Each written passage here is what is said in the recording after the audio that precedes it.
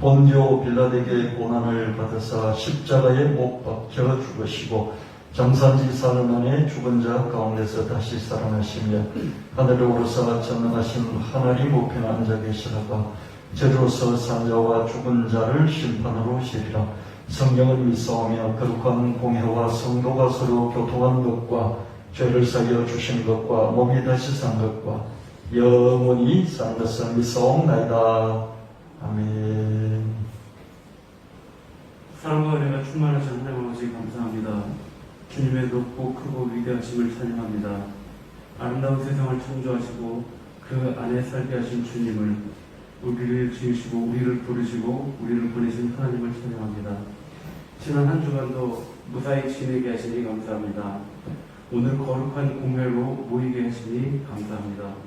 기쁨과 위로를 나누게 하시니 감사합니다. 수고와 안식을 주시니 감사합니다.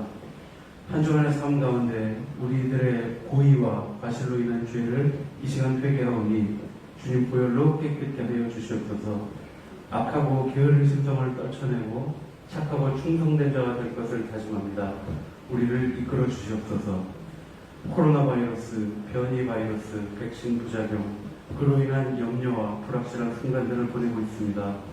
비대면으로 인한 여러 가지 변화들이 여전히 낯설고 불편한 사람들이 있습니다. 무심결에 눈초리 맞는 일들이 있습니다.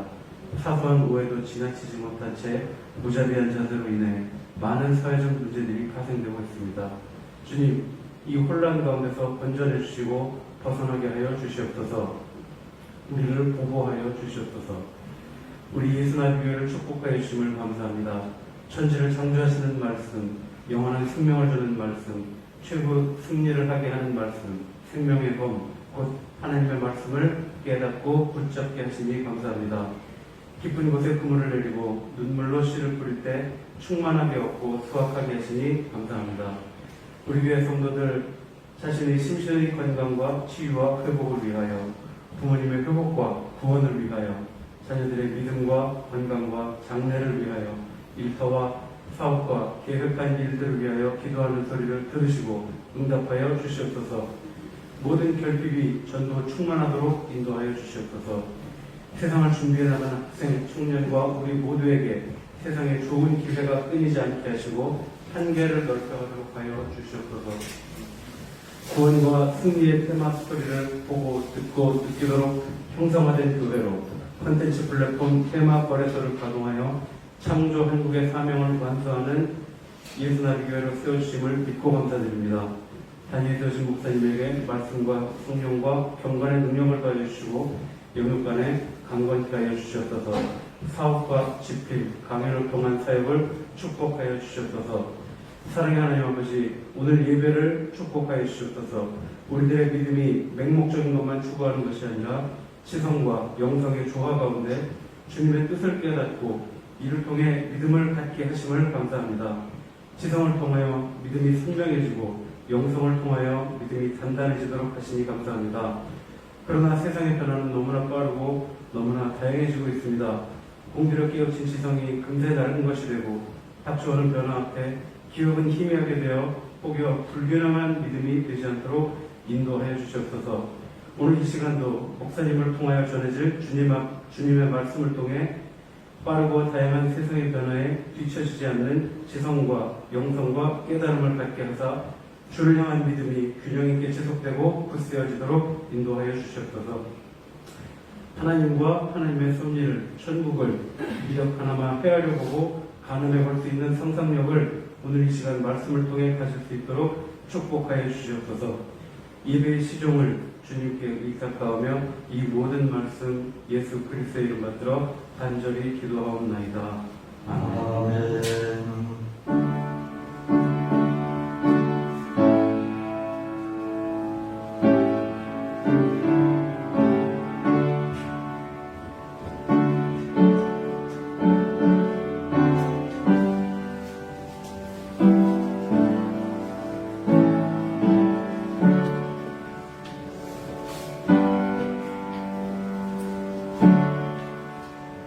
말씀 갈라디아 3장 13절 14절 로마서 8장 17절 요한복음 14장 12절 말씀, 그리스도께서 우리를 위하여 저주를 받은 바 되사 율법의 저주에서 우리를 속량하셨으니 기록된 바 나무에 달린 자마다 저주 아래 있는 자라 되었습니다. 이런 그리스도 예수 안에서 아브라함의 복이 이방인에게 미치게 하고 또 우리로 하여금 믿음으로 말미암아 성령의 약속을 받게 하려 합니다. 우리가 하나님의 자녀라면 하나님의 상속자로서 그리스도와 공동상속인이 되는 것입니다. 그러므로 우리가 그리스도와 함께 영광을 받으며 그분과 함께 고난도 받아야 합니다. 내가 진실로 진실로 내게 이르노니 나를 믿는 자는 나의 하는 일을 저도할 것이요 또한 이보다 큰 것도 하리니 이는 내가 아버지께로 감이니라. 아멘. 520자방 찬송 하나님께 드리시겠습니다.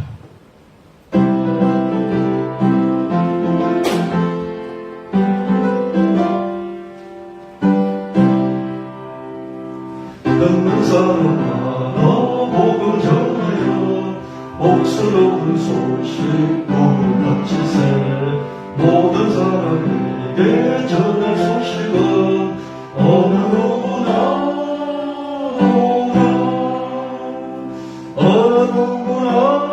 죽게 나오라. 어서 와서 주의 말씀 들으라. 하늘 아버지가 오라 하시니 어느 누구나 오라. 오는 사람들은 지체 말고서 문 열었을 때에 들어오시오. 생명기름 오직 구주 예수니 어느 누구나 오라. 어느 누구나 죽게 나오라. 어서 와서 주의 말씀 들으라. 하늘 아버지가 오라 하시니 어느 누구나 오라. 언약하신 대로 이룬 것이니 누구든지 언약받을 수 있는 다른 사람에게 생명이로다. 어느 누구나 오라. 어느 누구나 죽게 나오라. 어서 와서 주의 말씀 들으라. 하늘 아버지가 오라 하시니 어느 누구나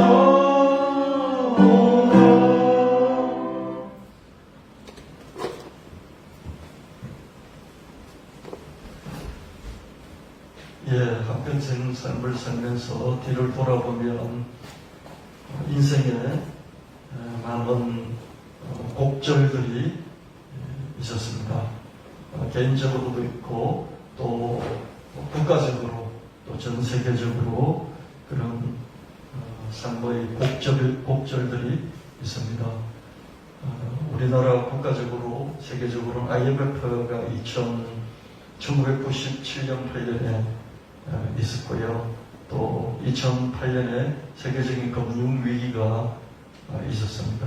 지금은 코로나 사태가 2년 동안 계속되어져 가고 있고 또 내년에도 일부는 아마 이어지겠죠. 그런 와중에 인터넷이 나오고 스마트폰이 나오고 또 지금은 또 새로운 이 메타버스라는 그런 또 시대가 열려가고 있는 것을 보게 됩니다. 이런 와중에 전 우주적으로, 전 지구적으로 기후 변화와 그 위기 속에서 해수면이 날로 상승이 되어가고 있고요. 네덜란드 같은 경우에는 나라 전체가 이렇게 제방을 다시 한 번 더 쌓는 그런 수고를 들고 있고요. 미국만 하더라도 해안 도시가 많잖아요. 뉴욕시 같은 경우는 해수면 상승으로 도시가 앞으로는 잠길 것이다. 이런 우려 속에서 다시 이 제방을 다시 쌓는 뉴욕시 전체만 하더라도 쌓는 제방이 네덜란드 국가 하나보다도 더 많다. 그런 얘기가 있습니다. 우리가 알고 모르는 하루하루 살기 바빠서 허덕이면서 하루를 보내고 한 주를 보내고 또 6개월을 보냈습니다. 이런 중에 세상은 또 이렇게 전 지구적인 환경의 변화 또 경제적인 이런 시스템의 변화 속에서 우리가 살아가고 있습니다. 그래서 우리가 사는 날 동안 신앙이 무엇인지 또 이 세상에서의 삶이 무엇인지를 한 번씩 성찰을 하고 또 정리를 하고 매듭을 지으면서 또 앞을 향해서 나아가는 우리 신앙이 되어야 되겠다, 그런 생각을 해봅니다. 이 한 주간도 이 한 시간 예배드리는 이 시간이 여러분 뒤를 돌아보면서 정리를 하고 매듭을 하고 또 힘을 얻어서 주님 붙잡고 앞으로 나아가는 그런 이 시간, 복된 시간 되기를 예수님 이름으로 축원합니다. 사무엘상 16장 12절 13절에 보면 이새가 그의 아들 7을 다 사무엘 앞으로 지나가게 하나 사무엘이 이새에게 이르되 여호와께서 이들을 끝까지 안위하셨느니라 하고 이에 사람을 보내 그를 데려오매 그의 빛이 붉고 눈이 변하고 얼굴이 아름답더라. 여호와께서 이르시되 이가 끈이 일어날 기름을 부으라 하시는지라. 사무엘이 기름 뿔병을 가져다 그의 형제 중에서 그에게 부었더니 이날 이후로 다윗이 여호와의 영에 크게 감동되니라. 사무엘이 떠나 라마로 가니라. 역사적인 한순간, 이스라엘 역사에서 가장 중요한 한순간이라고도 할 수 있는 그런 시간입니다. 제사장 사무엘이 이새의 8째, 말째, 막내 아들 다윗을 미래의 왕으로 예선을 했습니다. 대역죄가 되는 폭탄급 사건이었죠. 그렇지 않습니까? 왕이 엄연히 있는데 또 왕을 이런 모습 뽑는 거예요. 이 대역 반역죄라고 볼 수 있죠. 그렇지만 베들레헴 지역의 소수 사람들만 이 사실을, 이 정보를 알고 있었습니다. 왕조가 교체되는 그런 대전환이 이루어지려면 전국적으로 알려져야 하고 전국적인 지지를 받아야 됩니다. 이렇게 기름 부어서 예선을 했다고 왕이 되는 건 아니지 않습니까? 그러나 지금은 시작에 불과하고요. 하나님이 직접 선택하셨다고 한들 다윗이 새로운 왕조의 태조는 새로운 왕조의 첫 왕을 태조로 하는 거죠. 이성계가 고려를 무너뜨리고 첫 왕이 되었잖아요. 그래서 태조라고 하지 않습니까? 태조가 되는 길은 결코 순탄할 수가 없겠죠. 하나님께서 예언을 하셨을지라도 하나님께서 예정을 하고 선택을 하셨을지라도 많은 시간이 걸리고 또한 험난한 이런 과정이 있는 것이죠. 사무엘상 18장 6절 19절 말씀, 우리가 돌아올 때 꼭 다윗이 블레셋 사람을 죽여 돌아올 때 여인들이 이스라엘 모든 성 앞에서 나와서 노래하며 춤추며 소고와 경사를 가지고 왕 사울을 환영하는데 여인들이 뛰놀며 노래하여 이르되 사울이 죽인 자는 천천히 다윗은 만만이로다 하는지라. 사울이 그 말에 불쾌하여 심히 노하여 이르되 다윗에게 만만을 돌리고 내게 천천만 돌리니 그가 더 얻을 것이 나라 말고 무엇이냐고. 그날 후로 사울이 다윗을 주목하였더라. 이렇게 좋은 이 경사스러운 이 순간에 어떤 일이 벌어지냐면 가장 칭송을 받고 그리고 가장 의지를 해야 될 이 다윗이 적이 되는, 사울왕이 적이 되어버리는 그 순간입니다. 다윗에게 기회가 왔고 그인 골리앗과 맞대결하게 됐습니다. 돌팔매의 일격으로 다윗을 땅바닥에 눕혀버렸습니다. 그래서 이 빠른 성정보가 전파를 타고 흘렀습니다. 특히 여인들의 함호가 대단했습니다. 여인들이 뛰놀며 노래하여 이르되 사울이 죽인 자는 천천히 다윗은 만만이로다. 한순간 다윗이 급부상했을, 그러나 세력이 뒷받침되지 못하는 이런 인기에 불과했습니다. 그렇기 때문에 이게 위험천만했습니다. 기득권층의 총공세가 이루어지게 되는 것이죠. 여러분, 인기라는 것이요, 보십시오. 여러분, 요즘 윤석열 전 검찰총장이 대통령 후보로 나선다 어쩐다 그러지 않습니까? 가만히 있습니까? 기득권을 가진 세력들이 가만두지 않습니다. 짓밟아 뭉개고 아마 죽일 수 있는 죽여버릴 것입니다. 그렇죠? 이런 것이 인기만 가지고 되지 않고 세력이 있어야 되는 것이죠. 사무엘상 26장 2절 말씀에 10사람이 기브아에 와서 사울에게 말하여 이르되 다윗이 광야 앞 하길라산에 숨지 아니하였나이까 하며 사울이 일어나 10광야에서 다윗을 찾으고 이스라엘에서 택한 사람 3,000명과 함께 10광야로 내려갔어. 사무엘상 26장 1절 2절 말씀, 사무엘상 26장 2절 말씀에 보면 그런즉 청하건대 여호와 앞에서 이 먼 이곳에서 이제 나의 피가 땅에 흐르지 말게 하옵소서. 이는 산에서 메추라기를 사냥한 자와 같이 이스라엘 왕이 항배력을 수색하러 나오셨음이니이다. 사울왕이 다윗을 쫓아서 추격하면서 30명의 군사를 데리고 왔습니다.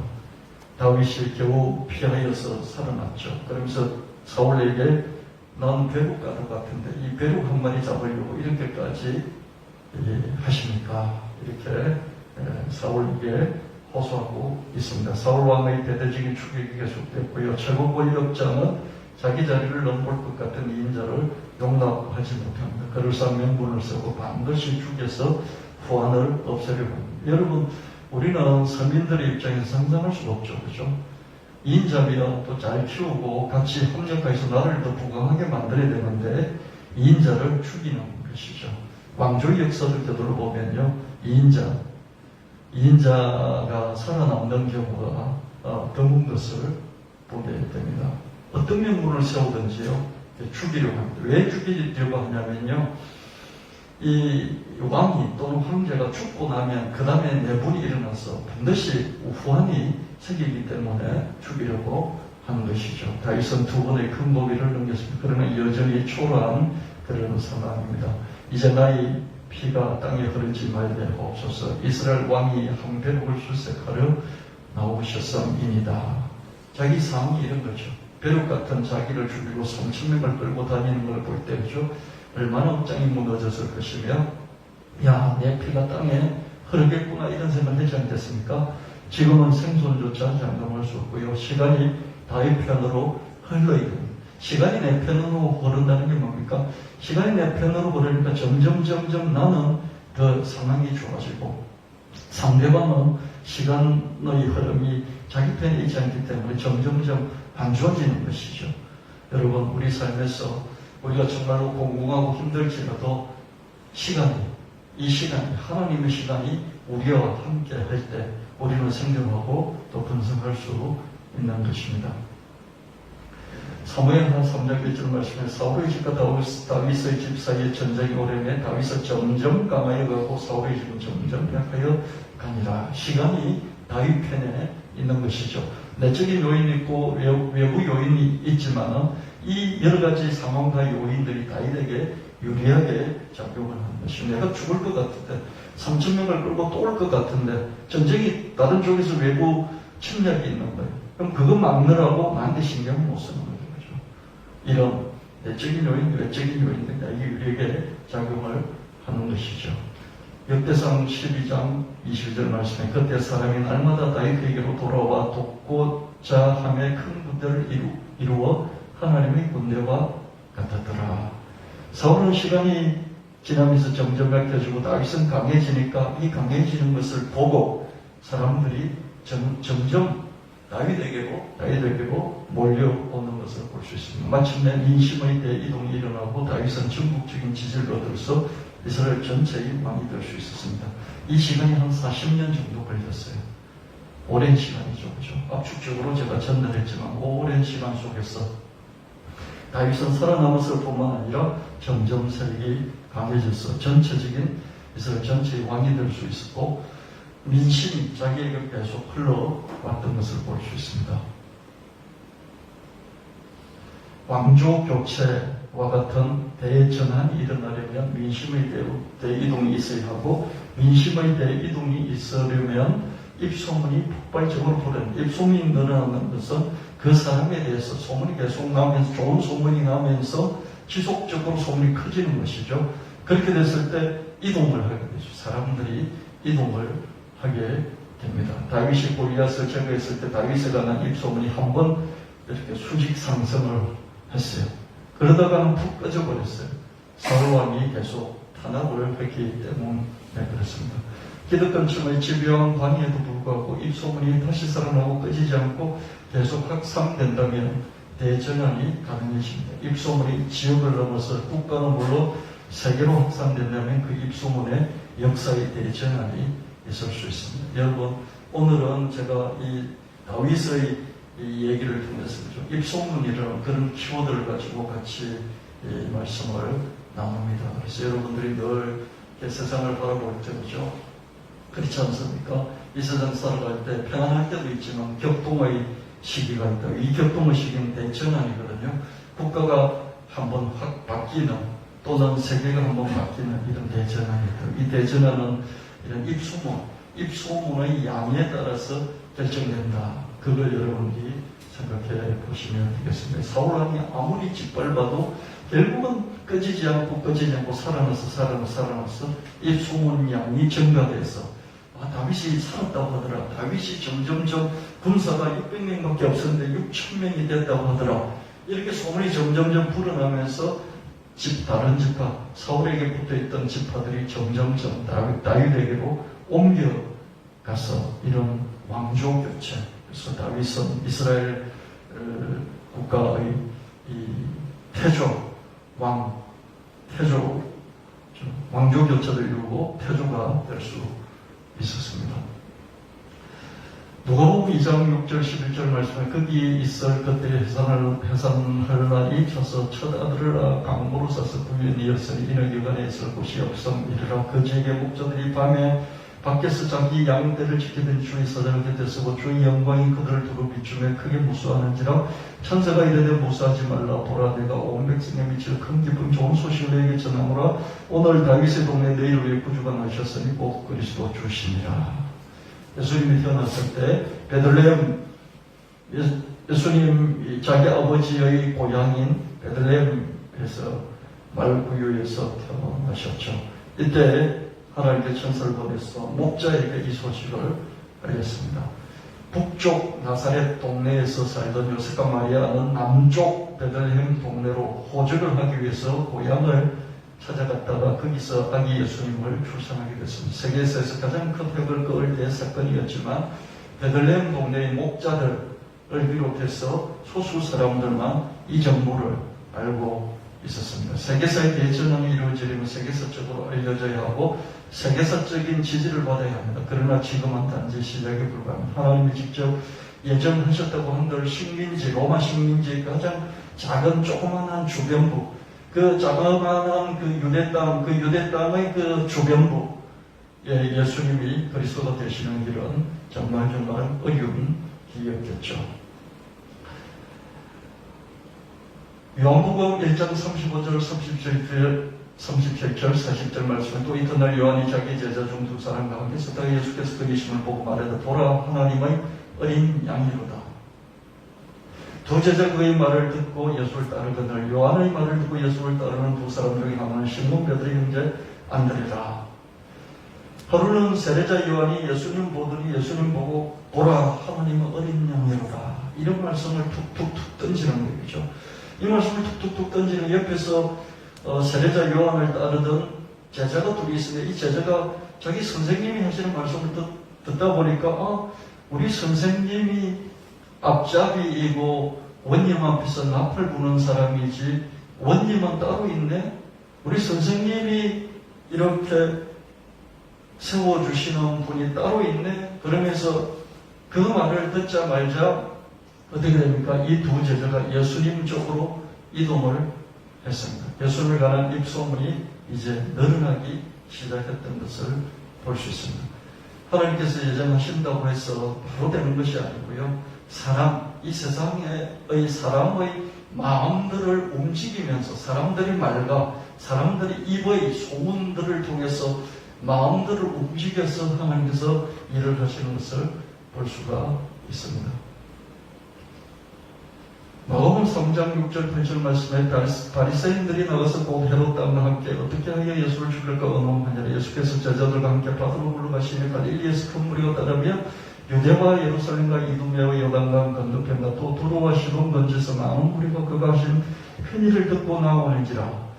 예수님께서 활동하시기 시작하면서 점점 많은 무리들이 따르기 시작했습니다. 그랬더니 바리새인들이 어떻게 하면 죽일까 의논하는데 혼자서 안 되니까 종교 세력이잖아요. 종교 세력만 가지고 안 되니까 정치 세력을 등겼고 헤롯 왕과 함께 예수를 어떻게 죽일까 이런 도모를 하는 것을 볼 수 있습니다. 예수님에 관한 입소문이 점점 커지자 종교 기득권 층인 바리새파의 탄압이 노골적으로 계속되고 있습니다. 여러분 반드시 어떤 일이 진행되려면 소문이 커져야 되고, 이 소문이 커지는 중에 기득권층은 가만히 있지 않고 탄압을 하게 된다는 것입니다.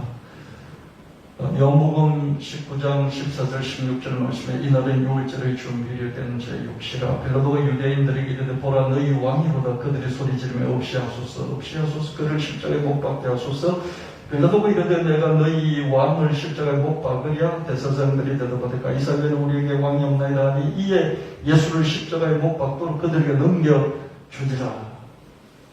예수님께서 드디어 십자가에 못 박히십니다. 입소문의 전당 반드시 기득권층의 공격을 초래합니다. 예수님에 관한 입소문이 계속해서 폭증을 하자 또 다른 종교 기득권층이 있습니다. 사두개파예요. 바리새파는 이 율법학자, 성경학자들 그룹이에요. 지식인층이죠. 사두개파는 제사장 그룹이에요. 이 두 그룹이 종교 기득권층이었는데 바리새파도 예수님을 죽이려고 작당을 했고 이 사두개파도 예수님을 죽이려고 했습니다. 왜냐하면 자기들의 기득권이 무너지기 때문이었습니다. 사두개파가 정면에 나섰다. 로마 총독이 빌라도의 힘을 빌어서 예수님을 없애려는 것이었다.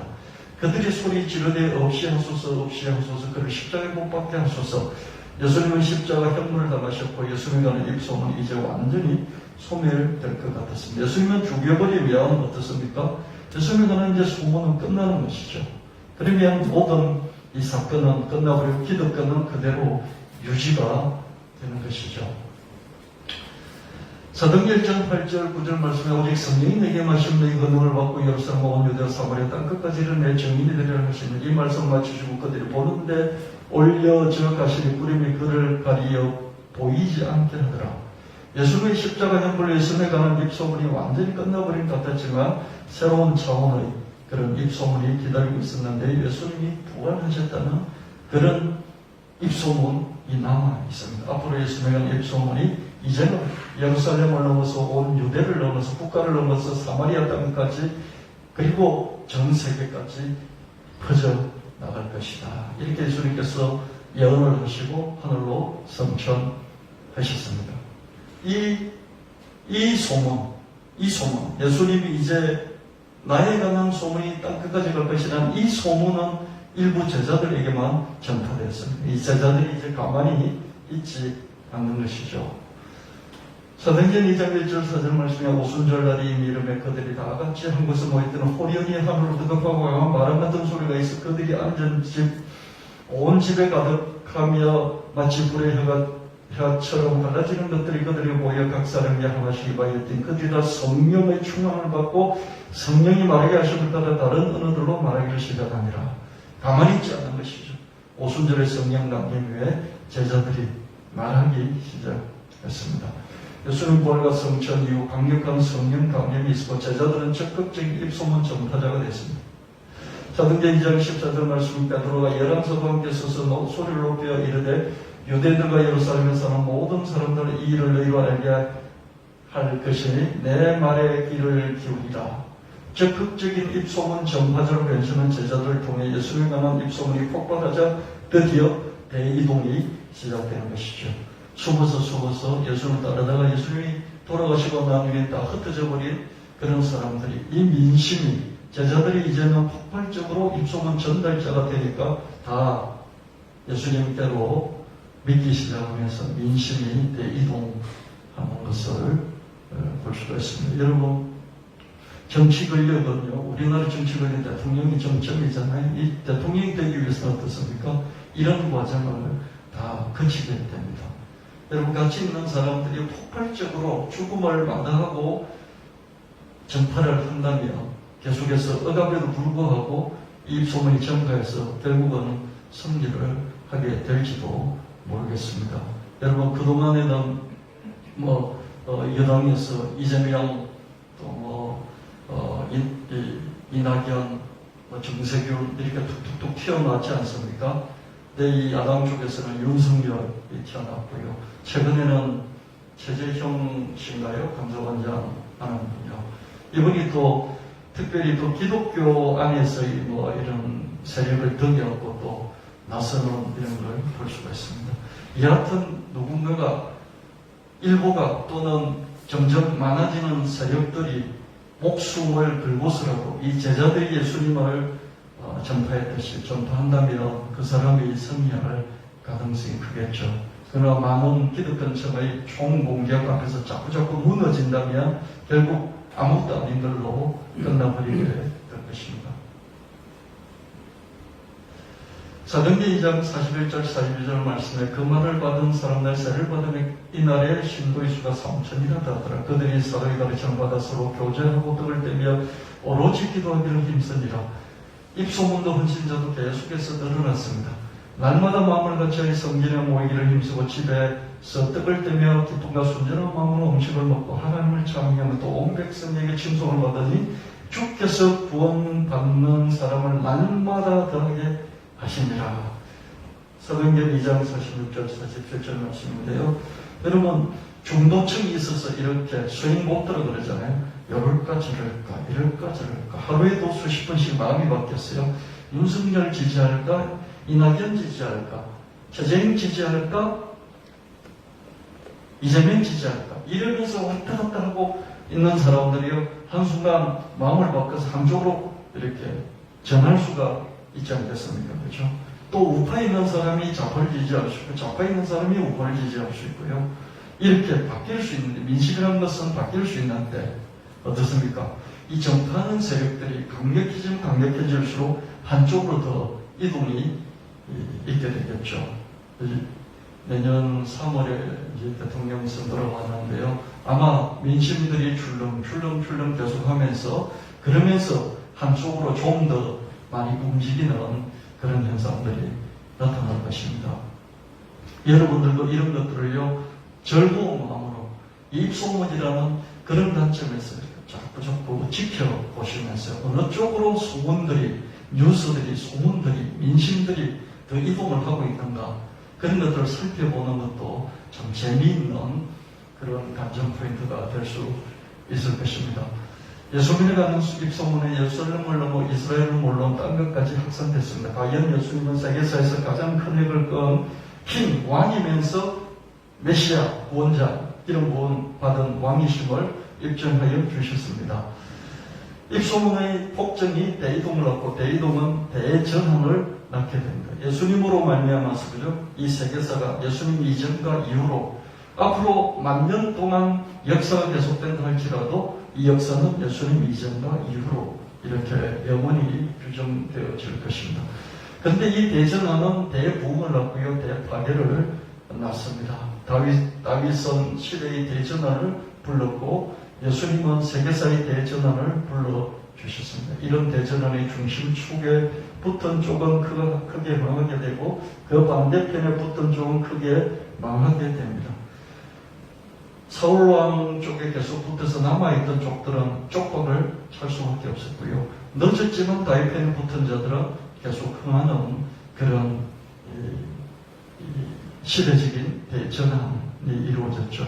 예수님은 어떻습니까? 예수님은 한 시대가 아니고 세계사 전체의 운명을 가르는 분이시기 때문에 개인이든지 집안이든지 국가든지 예수님 편에 붙은 쪽과 예수님 편에 붙지 않는 쪽은 당대뿐만 아니라 영원히 적용되니 판단을 나누는 그런 거였습니다. 이 대이동, 대전환은 대부흥도 있고 대파괴도 있는 걸 볼 수 있습니다. 그렇기 때문에 여러분들은 늘 입소문, 어디 입소문이 많이 있고 이 입소문이 계속해서 커지고 있는지 이 입소문은 정말로 역사를 바꿀 만한 시대를 바꿀 만한 한 10년 정도의 이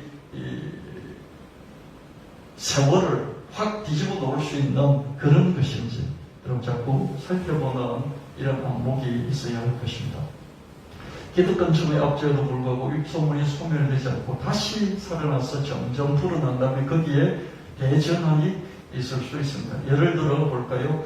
가상화폐 비트코인이 있어요. 이 가상화폐 비트코인에 관한 입소문은 각국 화폐 당국의 규제에 따라서 이게 입소문이 늘어났다 줄었다 그랬어요. 그러면서도 이게 완전히 꺼지지 않고 계속 확산되는 이런 모습을 지난 11년 동안 보여왔어요. 이 비트코인이 뭔가 좀 될 것 같으니까 어떻습니까? 자체적으로 소문이 계속 퍼졌어요. 자체적으로.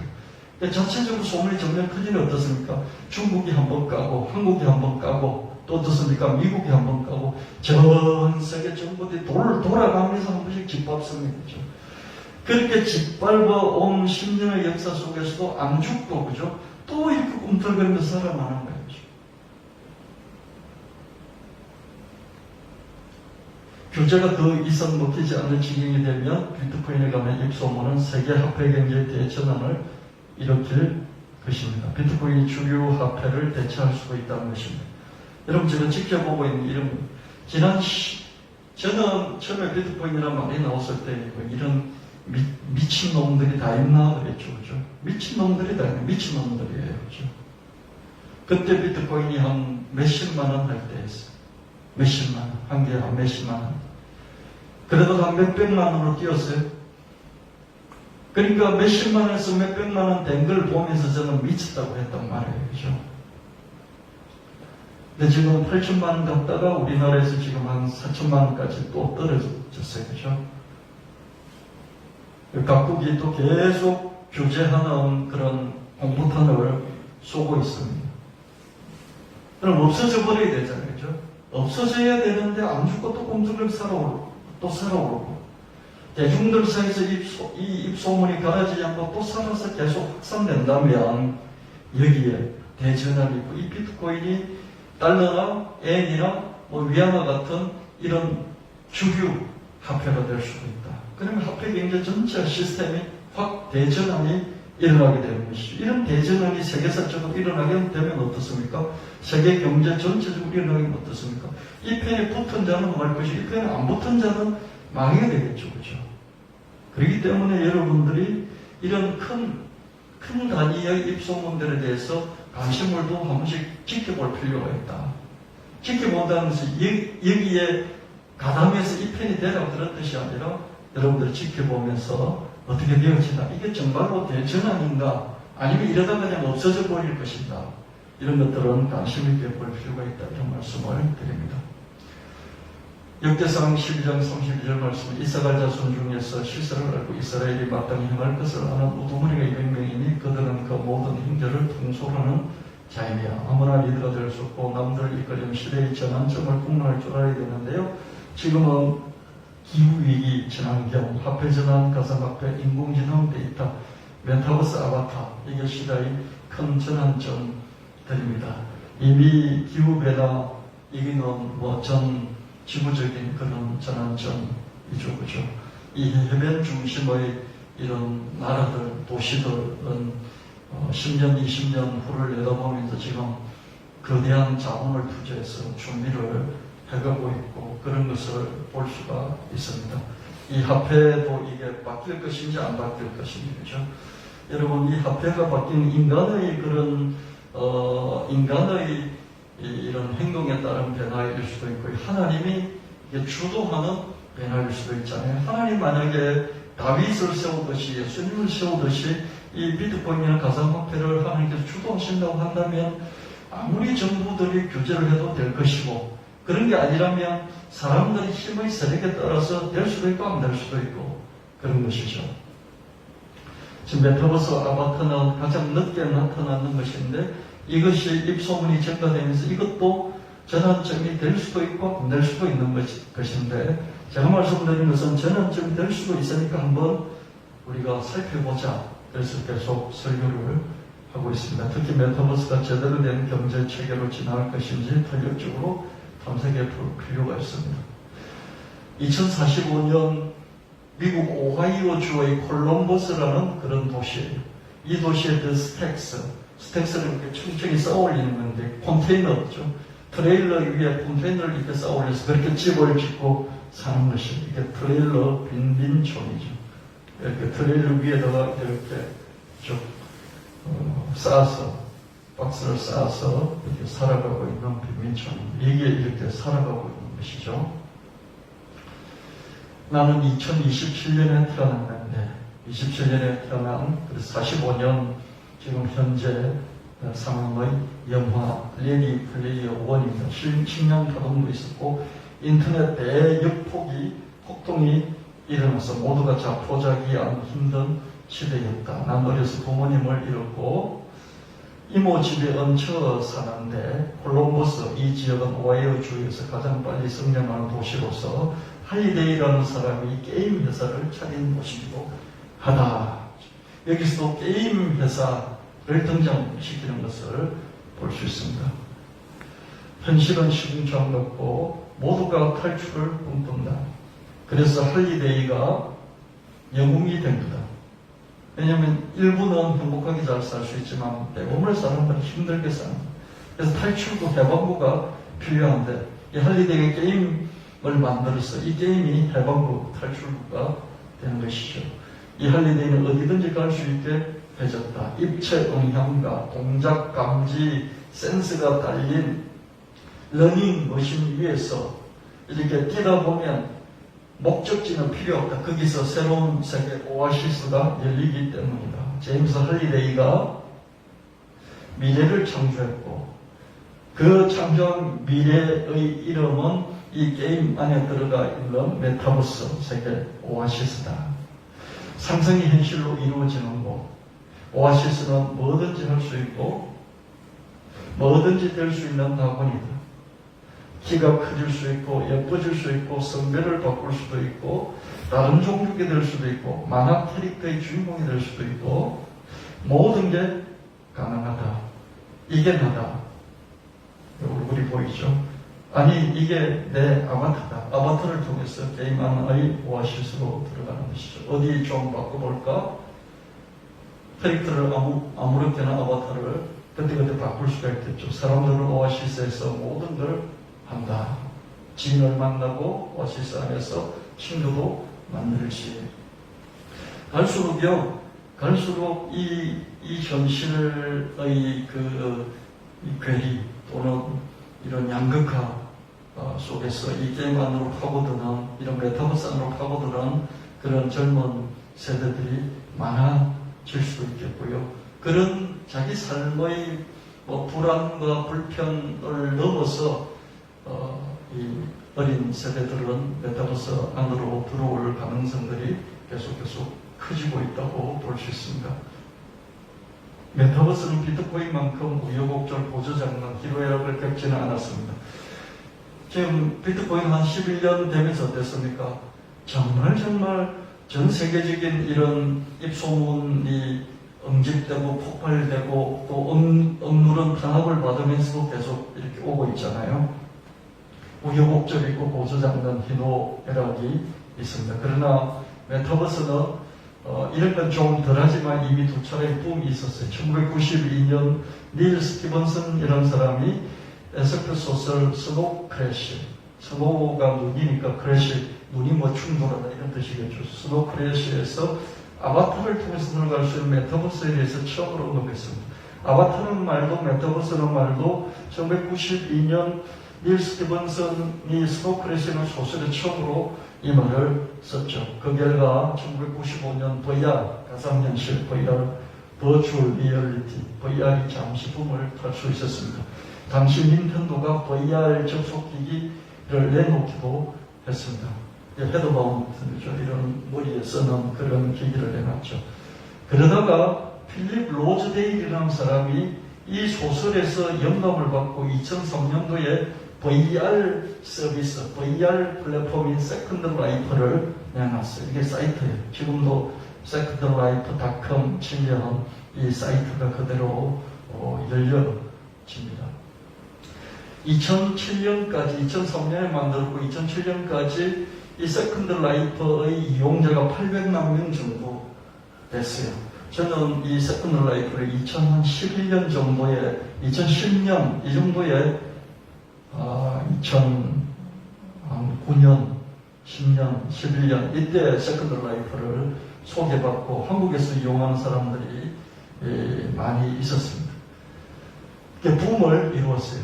세컨드 라이프는 가상현실에서 실제 생활이 어느 정도 구현될 수 있기 때문에 그 안에 들어가서 아까 오아시스, 그죠?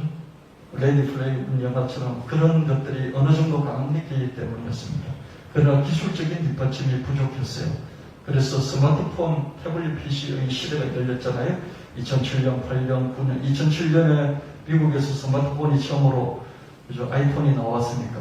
그때 스마트폰 시대가 열렸는데 얘가 붐을 타다가 어땠습니까? 스마트폰 시대로 넘어가니까 모바일로 넘어가니까 이게 휴대폰 안에서도 구현이 돼야 되는데 기술적인 뒷받침이 안 되니까 PC에서는 구현이 되는 거예요.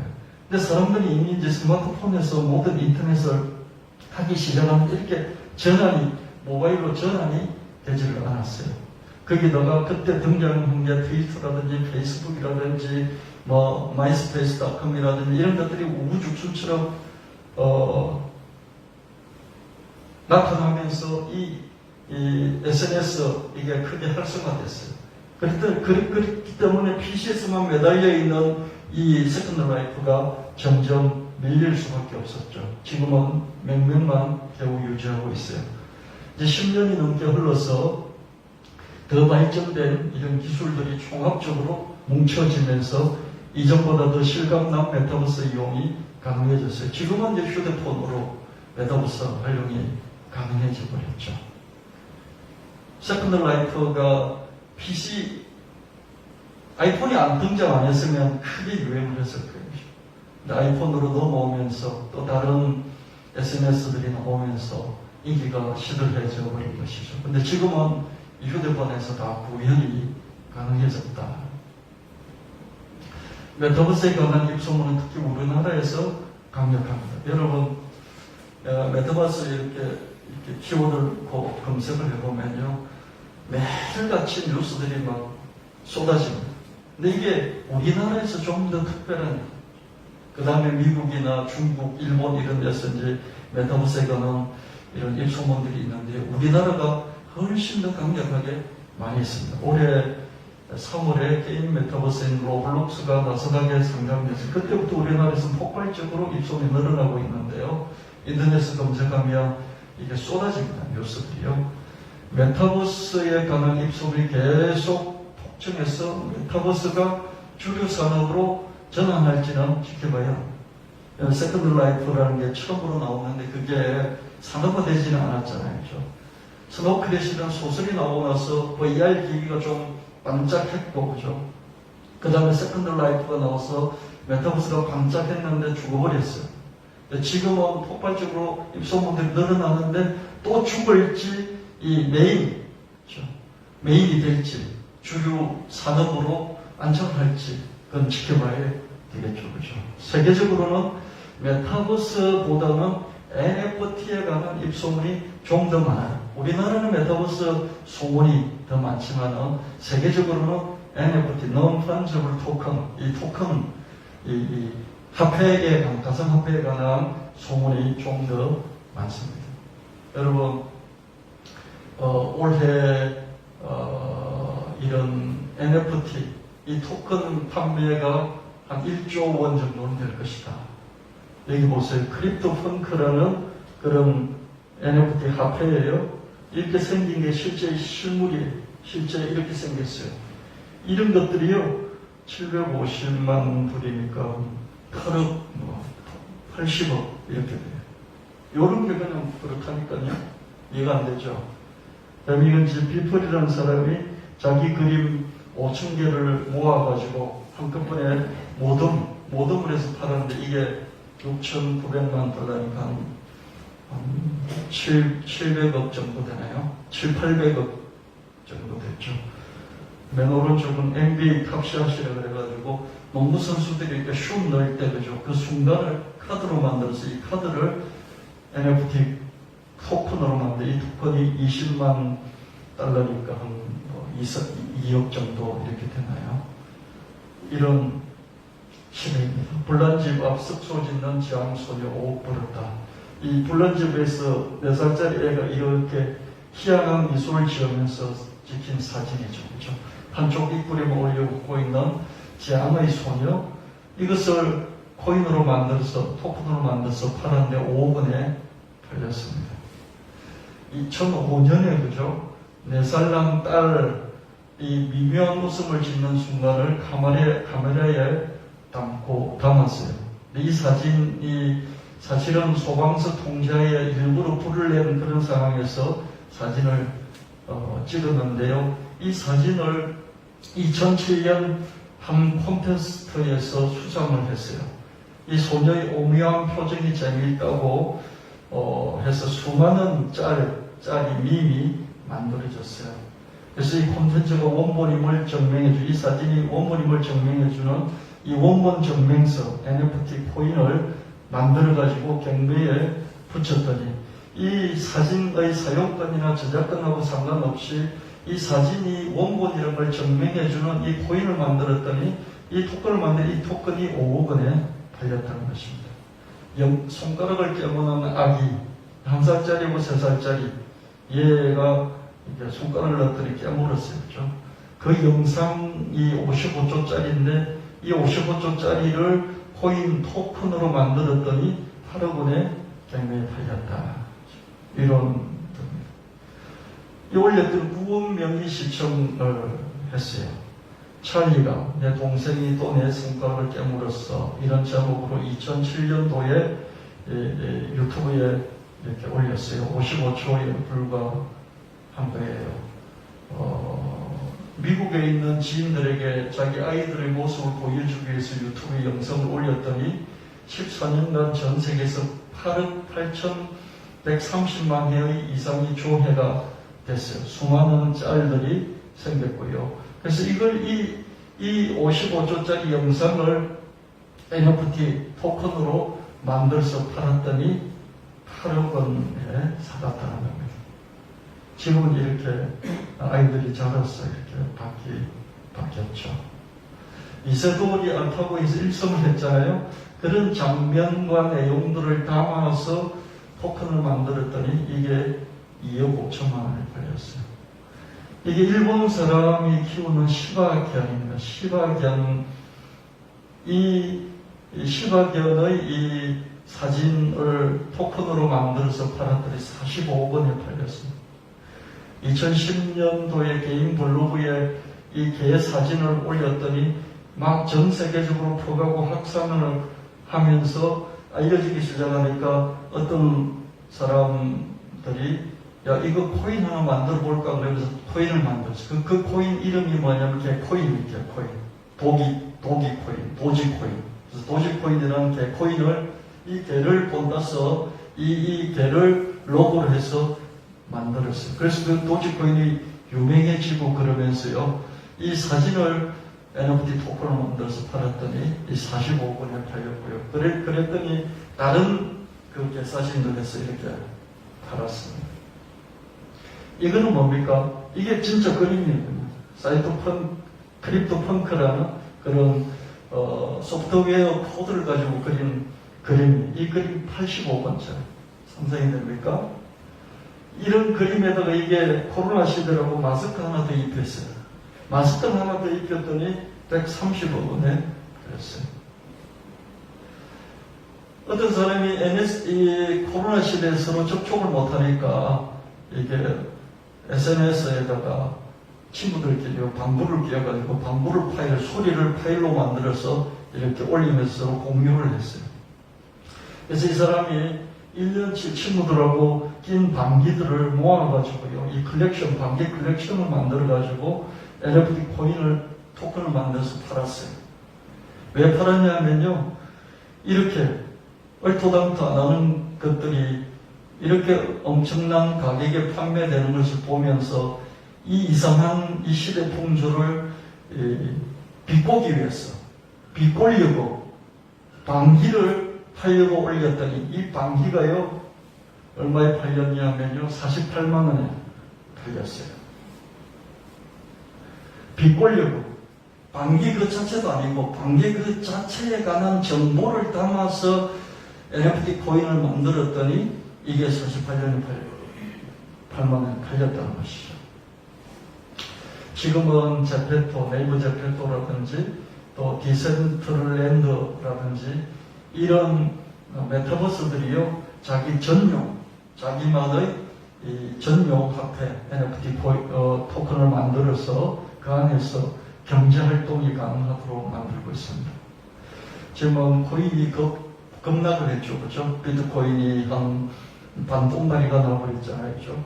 그럼에도 불구하고 전문가들은 이런 VR, AR 기술이 갈수록 발전하고 있고 사람들이 메타버스에 점점 많은 시간과 돈을 소비하게 될 것이고 수많은 페이스북, 마이크로소프트 이런 빅테크 기업들이 많은 투자를 했기 때문에 앞으로도 이런 투기성이 있는 것임에도 불구하고 더 많은 사람들이 이게 시간과 돈을 쓸 거기 때문에 이 시장은 계속 살아날 것이고 가능성이 계속있다. 이런 말들을 하면서 볼 수가 있습니다. NFT는 대체 불가능한 토큰이다. 일반 가상화폐는 동일한 가상화폐끼리 대체가 가능하다. 이게 뭐냐면 제가 여러분에게 10,000원을 주잖아요. 그러면 여러분을 받고 내일 저한테 10,000원을 돌려주잖아요. 근데 제가 드린 돈하고 여러분이 내게 다시 돌려주는 돈하고 똑같은 돈이 아니어도 그냥 10,000원짜리 지폐면 제가 돌려받은 게 되잖아요. 그렇죠? 그래서 일반 돈들은 서로 돈끼리 대체가 가능한데 이런 NFT는 대체가 불가능하다. 이런 말씀입니다. 왜냐하면 NFT는 특정 작품의 보유 정보를 담아서 한 개만, 단수만 한정적으로 발행되기 때문에 대체가 불가능합니다. 쉽게 말해 NFT는 디지털 원본 증명서인 셈입니다. 어떤 주택이 있으면 등기부등본이 있잖아요. 어떤 작품이 있으면 이 작품이 누가 언제 어디서 만들었고 이런 작품이고 어떻다는 그런 정보가 있는데 이 정보를 디지털 화폐로 만들어낸 것이죠. NFT는 어떤 작품의 보유 정보를 디지털로 바꿔서 파일로 만들어서 이걸 블록체인이라는 기술을 통해서 토큰, 돈의 형태로 이렇게 만들어서 유통하는 것입니다. NFT는 예술성이 있어야 되고 대중성이 있어야 되고 상업성이 있어야 되는데요. 그런 예술성, 대중성, 상업성이 있는 그런 그림, 미술, 그 다음에 어떤 카드, 그 다음에 소리, 음악, 그 다음에 영상, 어떤 게임의 아이템 이런 것들을 대상으로 합니다. 그래서 일반 가상화폐하고 달리 내재 가치가 있다 이렇게 인정해 주기도 합니다. 여러분 정부 중앙은행이라든지 화폐당국은 비트코인을 인정하지 않지 않습니까? 왜 인정 안 합니까? 아무런 내재적인 가치도 없다. 이게 뭐 그냥 숫자에 불과한 이거를 어떻게 돈으로 이렇게 숫자에 불과한 이 숫자 덩어리를 이렇게 8천만 원, 뭐 7천만 원 이렇게 하느냐. 그러면서 아예 인정을 안 하죠. 그죠? 그러면서도 이 NFT 토큰은 그게 그림이라든지 영상이라든지 뭐 이런 예술성이 있는 이런 작품을 그 정보를 가지고 토큰한 것이기 때문에 내재 가치가 있다고도 할 수 있다 뭐 이런 얘기를 하고 있습니다. NFT가 거래될 경우에는 어떤 작품 자체까지 포함될 수도 있고 단지 그 디지털 원본 증명서 곧 NFT만 거래될 수도 있습니다. 이게 뭐냐면요. 우리가 집을 하나 사잖아요. 그럼 집에 등기부등본이 있잖아요. 그러면 둘 다 같이 있어야 집을 사고 팔 수 있잖아요. 근데 이 NFT는 뭐냐면은 이 등기부등본만 가지고 사고 팔고 하는 거예요. 그럼 등기부등본만 사고 판다고 해서 집까지 내가 가지는 건 아니잖아요. 그죠? 예, 등기부등본만 사고 팔 때, 조건을 내걸 때, 집까지 사고 판다까지 계약서를 쓴다면 집까지 다 가지는 것이고, 등기부등본만 사고 팔겠다면 등기부등본만 사고 파는 것이죠. 근데 주로, 실제로 이게 뭐, 이중섭의 함소 그림이 여기 우리 교회에 걸려 있어요. 이 걸려 있는 걸 가지고 이중섭이 언제 어디서 이걸 샀다 그러면서 거기에 관련된 정보를 이 사진도 하나 찍고 정보를 넣어가지고 토큰을 하나 만들어서 블록체인 기술 토큰을 하나 만들어서 이게 NFT 토큰이에요. 이 토큰 하나밖에 없어요. 이걸 이제 시장에 내놓아서 파는데 누가 이걸 1억 원에 사갔어요. 1억 원에 사갔을 때 어떻습니까? 이걸 1억 원에 사간 것이지.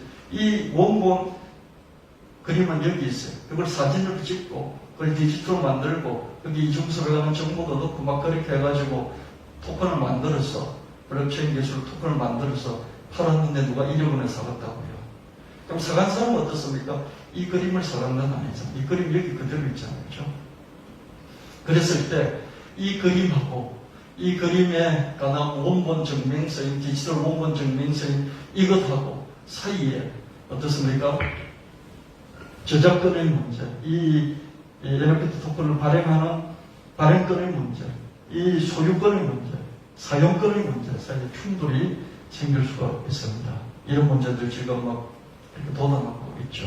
근데 만약에 이 그림 자체가 그냥 컴퓨터로 그린 이중섭의 소가 원래 컴퓨터에서 그린 파일이라고 하면 어떻습니까? 이 파일 자체를 NFT로 만들어서 거래를 할 때 일본에서 아예 이 파일 자체까지도 넘길 수가 있겠죠. 그렇죠? 그러면 저작권 문제, 소유권 문제 이런 것들이 충분히 안 생길 수도 있는 것이죠. 지금은 그런 형태로 많이 거래가 이루어지고 있습니다. NFT가 어떤 작품의 디지털 원본 증명서이지 그 작품이 아니기 때문에 실제 있는 작품하고 충돌이 생기기 때문에 할 때요, 이 실제 있는 작품을 디지털로 스캔해서 디지털로 만든 뒤에 이 실제 작품을 불태워서 없애버리고 그러면 저작권 문제라든지 충돌이 안 생기니까요. 이런 한계에도 불구하고 세계적으로 NFT 거래액이 수직 상승했는데 앞으로 거품이 터지고 줄어갈지는 두고 봐야 한다. 메타버스마다 자체 전용 NFT를 통용하고 있어서 NFT가 더 주목받는다.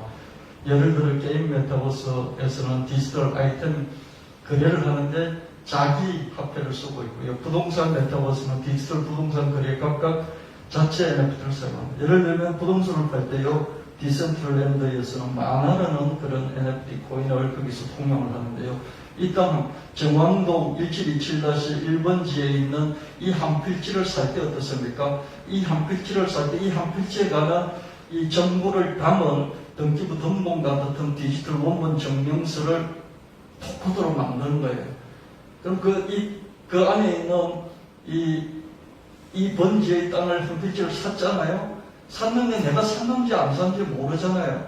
원본 증명 등기 등본 같은 게 있어야 되잖아요. 그 등기 등본 같이 만들어주는 게 이 코인이라는 것이죠. 이 NFT 토큰이라는 것이죠. 이 토큰과 함께 이 땅을 산 것이 되죠. 그리고 이거는 이 토큰 하나밖에 없어요. 내가 이걸 샀다는 이 정보 담긴 이 하나밖에 없어요. 그죠? 그렇기 때문에 완벽하게 이 NFT 토큰 이 부동산을 사고 파는 디센트럴랜드라는 이 사이트들로서 이 번지를 샀으면 이 NFT 토큰을 갖고 있으면 어떻습니까? 이 땅은 내 것이 되는 증명이 되는 것이죠. 그래서 이런 게임 로블록스라든지 제페토라든지 디센트럴랜드라든지 이런 메타버스마다 자기 전용 NFT 코인을 토큰을 가지고요. 거기서 뭡니까? 장사를 하는. 그래서 경제권이 이루어지는. 그래서 하나의 완벽한 경제 체제를 갖춰나가는 그런 단계에 지금 이 메타버스가 와 있다 이렇게 볼 수가 있습니다. 어떤 메타버스 안에서 자체 NFT 거래액이 계속 늘어나고 난다면 그 메타버스는 제대로 된 경제 체제로 안착하는 중이라고 볼 수 있죠. 그죠? 그 안에서 모든 게 다 이루어지니까. 여러분 2007년도에 800만 명의 사용자가 있었던 세컨드 라이프가 왜 망했습니까? 이 안에서 경제활동이 제대로 이루어질 수도 없고 또 언제든지 손 안에 들고 할 수 있는 그런 것도 안 되고 기술적인 구현도 잘 어려워가지고 안 됐어요. 근데 지금은 이 모든 게 가상화폐, 특히 NFT라는 전용 화폐를 사용하면서 이런 게 가능한 시대가 됐습니다. 그래서 여러분 방구 소리, 내가 1년 동안 낀 방구 소리를 모아서 파는데도 어떤 미친 인간이 50만 원을 주고 살았어요. 그럼 나에게 있는 내 인생의 모든 족적들이 돈이 될 수도 있는 이런 시대 가운데 살아가고 있다고 볼 수 있습니다. 여러분이 찍어놓은 아이가 그 신기한 그 사진, 그리고 그 동영상 짧은 한 1분짜리 이런 영상마저도 전 세계적으로 유통이 되어져서 대중성만 있다면 돈이 되는 화폐로 만들어서 거기에 이 사람만 가지고 있는 그 정보를 넣어서 아이가 내 손가락을 깨물면 그 집만 가지고 있는 정보잖아. 그 집만 가지고 있는 그 정보를 토큰으로 만들어서 이 토큰 돈으로 만들어서 이 돈을 팔아먹는다는 그런 시대인 것이죠. 그래서 우리가 이 미친 시대를 바라보면서 하나님이 정말 이 미친 시대의 입소문들을 이끌어가고 계실까? 인간들이 그냥 하는 짓으로 끝나고 말 것인가? 이런 것도 우리가 한번 이렇게 탄력적으로 바라보는 것도 크리스찬의 임무이지 않을까 그런 생각을 저는 해보게 됩니다. 다윗은 왕조 교체라는 대전을 이뤘고 예수님은 세계사를 거쳐넘는 대전을 이루셨습니다. 우여곡절 고저장담 희로애락의 과정을 거치면서도 끝이지 않고 다시 불타오르는 입소문이 있다면 그 입소문은 대이동과 대전환을 이룰지도 모른다. 대전환은 대봉과 대파괴를 낳는다. 대전환이 대부를 도모하려면 입소문의 흥망성쇠를 잘 살펴야 한다. 점점 커지는 입소문이 있는가 뒤덮던 창의 억압에도 불구하고 반등을 거듭하는 입소문이 있는가 이걸 여러분들이 인생을 살아가면서 잘 살펴보면 좋겠습니다. 저는 우리 세대 이제 남은 세대도 우리가 그렇게 살았으면 좋겠고요. 특히 우리 후세대, 우리 형주리, 형진이 이런 젊은 친구들, 20대 초반의 이 친구들이 앞으로 살아갈 이 미래에 우리 친구들은 노력만 가지고 열심만 가지고 살아가는 세대가 아니고요. 이런 큰 전환점들을 살펴보고 이 큰 전환점에서 기회를 얻어서 큰 자산가가 되어서 내 열심과 노력과 시간의 투자를 넘어서 물질이 내가 갖고 있는 자산이 내게 돈을 벌어다 주나 그런 삶을 살 수 있기를 바랍니다. 그러면 무의도식하고 또 불로소득자가 되자는 것이냐? 그건 아니고요. 내가 열심히 살고 노력도 하되 어떻습니까? 내가 가지고 있는 자산이 내 자산을 또 불려주는 그런 경제의 삶을 우리 자식 세대가 살았으면 좋겠다. 그런 생각을 하는 것이죠. 열심히 살아라, 공부해라, 노력해라 이 말과 함께 너는 자산가가 되었어. 너가 많은 시간을 갖고 쉬고 놀고 노는 중에 생각하고 지혜를 갖고 놀면서 이 시대적인 흐름, 입소문들을 관찰하고 그래서 파괴를 모면하고 부흥의 물결을 타서 또 계속해서 너희 자산을 늘려나가고 그 자산으로 하나님 일을 하고 그 자산으로 올짜기 인생들을 북돋아주는 그런 삶을 살아라 라고 우리도 관점을 전환하는 그런 부모 세대가 되었으면 좋겠다. 그런 말씀을 여러분에게 드립니다.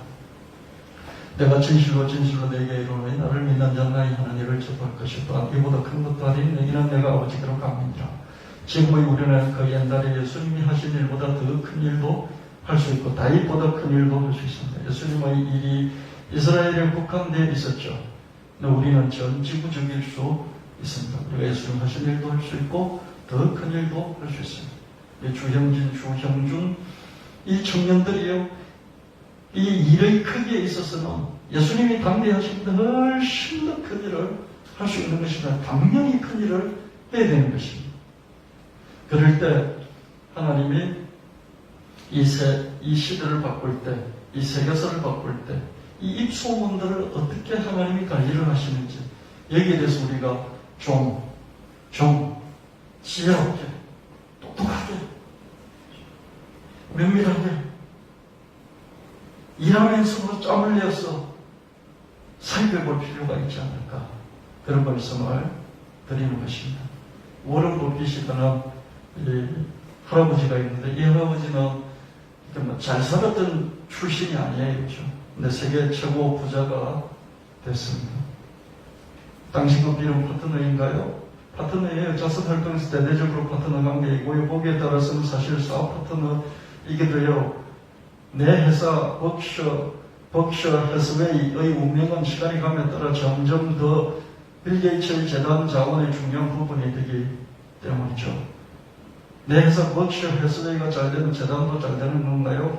네, 좀 더 잘 되는 거죠. 1991년 빌 게이츠의 어머니가 빌 게이츠가 세상에서 가장 성공한 투자가인 워런 버핏을 만나야 된다고 했을 때 빌 게이츠가 너무 바쁘다고 대답했다. 어머니는 굴하지 않았죠. 그래서 이랬어요. 너 헬리콥터 타고 거기 갈게요. 하지만 90분 정도 후에는 소프트웨어 작업하러 가야 돼요. 이 빌 게이츠는 너무 이제 회사를 창업해놓고 너무 젊죠. 바쁘고. 그러니까 저런 노땅들 만나기 싫은 거죠. 엄마가 하도 만나러 그러니까 90분만 시간 내겠다. 헬리콥터 타고 가겠다. 두 사람은 마침내 실제로 나란히 앉아서 만났고 몇 시간 동안 이야기를 했습니다. 워런 버핏이 빌 게이츠에게 이런 질문을 했어요. 왜 IBM이 마이크로소프트를 못 이길까? 마이크로소프트의 작업 환경은 뭐였을까? 우리가 하는 것들에서 어떻게 똑똑한 사람을 찾을까? 어떻게 물가를 매겼을까? 늘 그런 질문들을 해줄 사람과 마주하기를 기대했는데 워런이 처음으로 빌 게이츠에게 이런 질문을, 빌 게이츠보다 똑똑한 사람이 없어. 빌 게이츠는 늘 이런 게 목말랐는데 워런을 만났더니 워런이 자기가 듣고 싶은 질문을 하는 거예요. 빌은 살면서 본인처럼 사고하는 사람은 몇 명밖에 만나지 못했는데 워런 버핏이 그랬어요. 알맞은 친구를 사귀는 건 엄청나게 중요해요. 그 친구들이 있어서 내가 더 나은 사람이 되면 그게 최고의 선물이 되는 것이죠. 수십 년간 속없는 규모의 금액을 축적한 뒤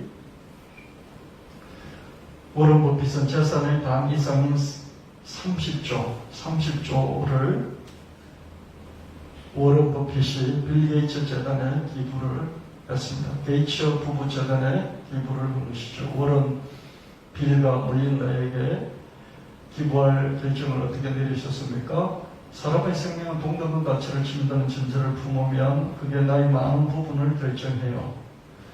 최근에도 워런 버핏이 4조 원을 기부를 하면서 이 4조 원 나에게 필요가 없는데 이 사회는 이 4조 원까지 할 일이 많이 있어. 그럼 4조 원을 내놨죠. 그죠? 돈을 많이 벌고 대부분을 기부한 것을 볼 수 있는데 이 기부의 대부분은 빌 게이츠 재단에 돌아갔는데 빌 게이츠 재단에 돌아간 것이 이 만남을 통해서 이루어진 것이죠. 빌 게이츠 1995년생이죠. 1955년생이죠. 어머니의 주선으로 워런 버핏 1930년생이죠. 처음 만났죠. 25년간의 나이 차를 넘어 둘은 절친이 됐고 자선사업의 평생 파트너가 됐습니다. 만남의 복보다 더 큰 복이 있을까? 주님 나에게 가장 좋은 만남을 주옵소서. 우리는 빌 게이츠의 어머니 같은 이런 위치에 없어서 이런 대단한 사람을 만나게 해줄 수가 없어요. 저만 하더라도 우리 애들 이제 결혼할 나이가 됐는데도요, 어떻게 뭐 여기저기 이렇게 해서 선을 한 복에 한 번도 그렇게 해줘본 적도 없고요. 앞으로도 그럴 가능성이 없을 것 같습니다. 제가 아는 사람이라는 게 한정이 되어 있기 때문에. 그래서 기도만 해줍니다. 우리 아들에게, 우리 딸에게 가장 좋은 믿음의 배우자를 주시옵소서. 아멘. 그 딱 한 가지 기도. 하나님, 우리 아들 자신에게 가장 맞는 믿음의 배우자. 우리 딸에게 가장 맞는 믿음의 배우자. 그렇게 기도합니다. 우리 청년들 있잖아요. 우리 청년들에게도 다른 사람이 맞는 게 아니라 우리 청년 자신에게 맞는 가장 맞는 배우자, 믿음의 배우자를 주십시오. 이렇게 기도하는 것이죠. 우리는 누구를 연결시켜 줄 수 있는 그런 능력이 되지를 못합니다. 그렇기 때문에 하나님께, 전능하신 하나님께 그렇게 기도하면 될 줄로 믿습니다. 잠언 27장 17절 말씀에 철이 철을 날카롭게 하는 것 같이 사람이 그의 친구의 얼굴을 빛나게 하느니라. 사람을 잘 만나야 되는데요.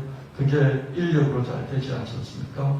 그래서 우리가 하나님께 기도할 때 하나님께서 이렇게 만남을 있게 하고 이런 만남을 통해서 예수님이 하신 일도 하고 예수님 하신 것보다 더 큰 일도 하게 하는 그런 역사가 일어날 줄 믿습니다. 그런 중에 여러분들은 열심히 일하고 노력하는 중에 어떻게 한다고요? 지혜도 기르고 실력도 쌓는 중에 어떻게 한다고요? 이 시대적인 흐름 속에서 어떤 흐름이 크게 나타나고 있는지, 어디서 입소문이 나타나고 이 입소문이 줄었다 컸다 줄었다 컸다 하면서 결국 없어지지 않고 계속하고 있는 입소문이 뭐가 있는지 이런 것들을 찾아봐야 되는데 이 찾아보는 것 자체가 힘들고 모르기 때문에 어떻게 해야 됩니까? 자꾸 여러분들이 배우고요. 그런 사람들을 만나고요. 그런 것들을 알려고 노력하고 이런 게 있어야 될 줄로 믿습니다. 인터넷이 있다고 하지만 그 검색하고 그런 검색할 줄을 몰라가지고 검색을 해도 어떤 키워드를 넣어서 검색해야 될지 몰랐어. 이전에 여러분들이 메타버스라는 키워드를 넣어서 NFT라는 키워드를 넣어서 얼마든지 검색해서 여러분 스스로 알아볼 수 있게 될 것입니다. 기도하겠습니다. 주님 고맙습니다. 2월을 마감하면서 하나님 다윗에 대해서 예수님에 대해서 알아봤고 이 시대의 흐름에 대해서 한번 알아봤습니다. 하나님 우리가 노력하고 또 성실하게 실력을 쌓는 것을 넘어서 이 시대의 큰 흐름들을 전환점들을 분별할 수 있는 그런 지혜를 주시고 능력을 다해 주시며 거기에 하나님 큰 은혜를 더하셔서 좋은 사람들을 많이 만나는 만남의 축복을 주시고 예수님 하신 것도 하고 예수님 하신 것보다 더 큰 것도 해내는 그런 실력자들 대해서 하나님 큰 영광을 돌리며 이 시대의 큰 사명을 감당하는 우리 개인 가정 일터사업장 우리 교회가 되도록 축복하여 주시옵소서. 그리고 없인 주 예수님 이름으로 간절히 구하옵나이다. 아멘. 384장 부르시면서 준비한 영혼을 들으시겠습니다.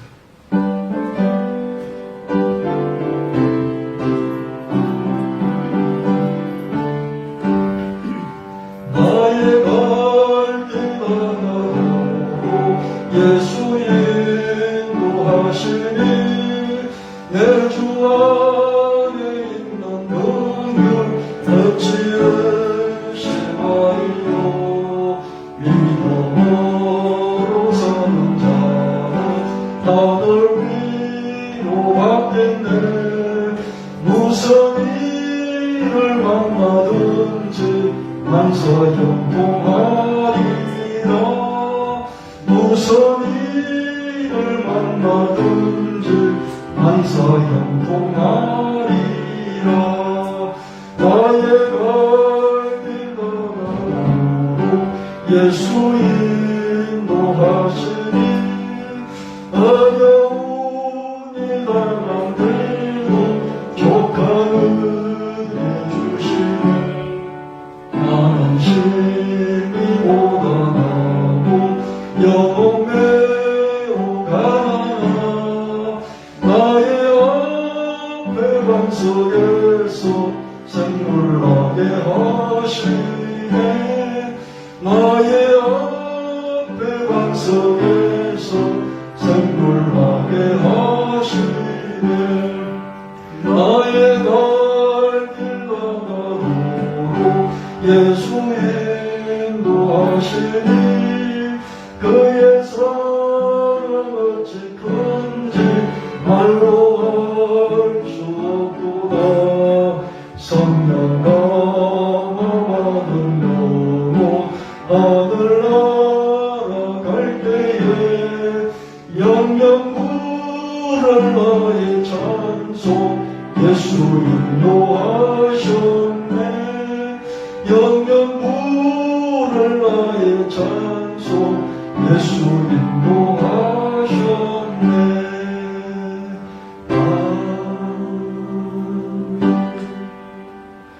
지난 한 주 동안 이번 한 달 동안 이번 6개월 동안 주님 우리를 보살펴 시원해 주셔서 건강 주시고 또 할 일 주셔서 열심히 공부하고 열심히 일하게 하셔서 감사합니다. 성과를 올리게 하셔서 감사합니다. 소득을 얻어 주님 가족을 부양하고 할 일을 감당하며 교회를 섬기게 해주셔서 너무 고맙습니다.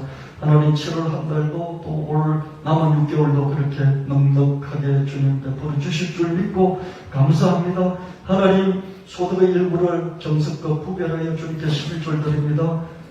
감사금과 부여금금, 성교금, 부정금을 바칩니다.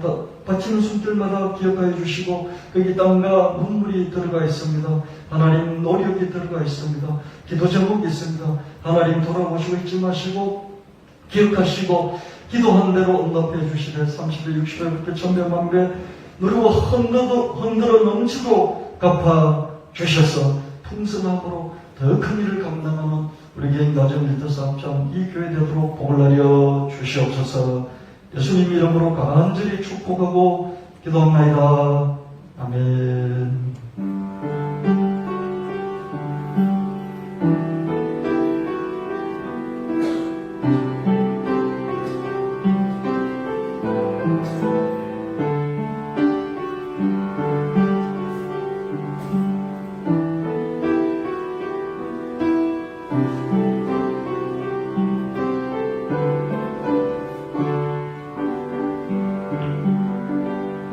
다 같이 일어나셔서 623장 찬송 들으시고 축도 받으시겠습니다.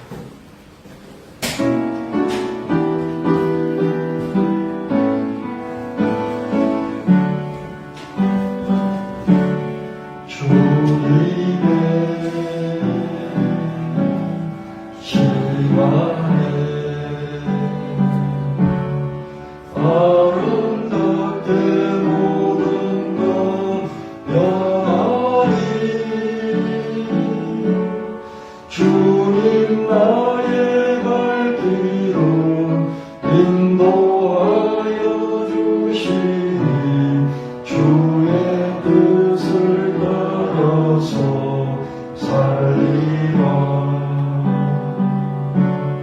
주님의 시간에 아름답게 모든 것 변하리.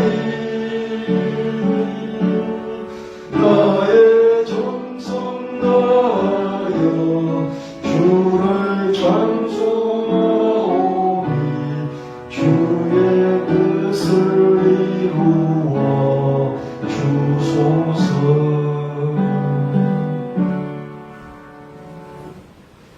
이제는 우리 주 예수님의 지극하신 은혜와 하나님 아버지의 영원 무궁하신 사랑하심과 성령 하나님 끝까지 경인하시니 예배를 드린 예수나비 교회 성도들 머리에 가정 위에 일터 위에 학업 위에 선지서방에 흩어진 성도들과 서울 총명교회 위에 영원히 함께 하실지어다.